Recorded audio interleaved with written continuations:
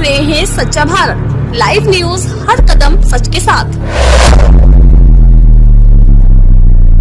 एक स्टेटमेंट आया है डॉक्टर एसटी हसन पूर्व सांसद का, जिसमें उन्होंने आजम खान की फैमिली और को लेकर के अखिलेश जी के साथ उनको थैंकलेस का उन्होंने जुमला इस्तेमाल किया।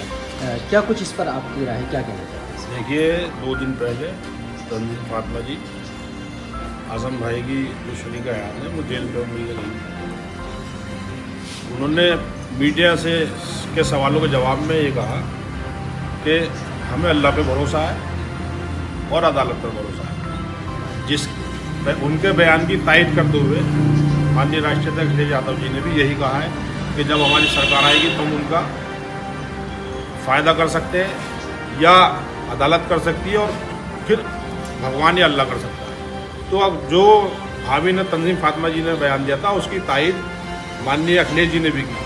उसके बाद एसटी हसन साहब का ये लफ्ज़ इस्तेमाल करना कि आज़म खान साहब जो है एहसान फरामोश है, बहुत निंदनीय है। इस बयान के लिए अखिलेश जी को जो है एक्शन लेते हुए इन्हें पार्टी से निष्कासित करना चाहिए। जहां तक एहसान फरामोश की बात है तो एसटी हसन साहब इतने बड़े एहसान फरामोश हैं कि जब समाजवादी पार्टी से मेयर बने, सरकार बदलते ही बसपा सरकार में पहुंच गए।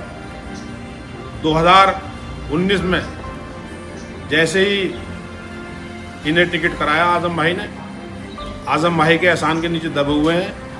2019 में जब टिकट हुआ इनका तो ये एमपी बने, मगर 2024 में जब मुरादाबाद की जनता आजम भाई के पास पहुंची और वहाँ मुरादाबाद की जनता के राय के लिए आजम भाई ने, तो वहाँ ये पता चला कि एसटी हसन साहब यहाँ चुनाव नहीं जीत सकते। उस राय को आजम भाई ने अखिलेश जी तक पहुँचाया और अखिलेश जी से कहा ये चुनाव नहीं जीत सकते।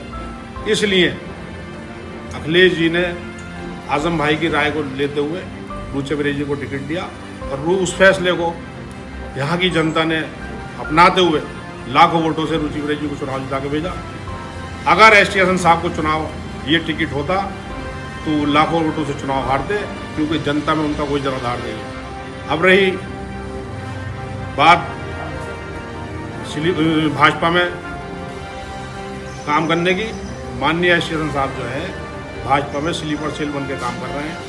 इन्होंने 2024 का चुनाव भी बसपा का लड़ाया जिससे भाजपा को फायदा हो। इनका मकसद ये है कि अखिलेश जी और आजम भाई के परिवार में झगड़ा हो और दो फाड़ हो जाए, जिससे आने वाले 2027 के चुनाव में भाजपा को फायदा हो और हमारी सरकार न बने, भाजपा की सरकार हो।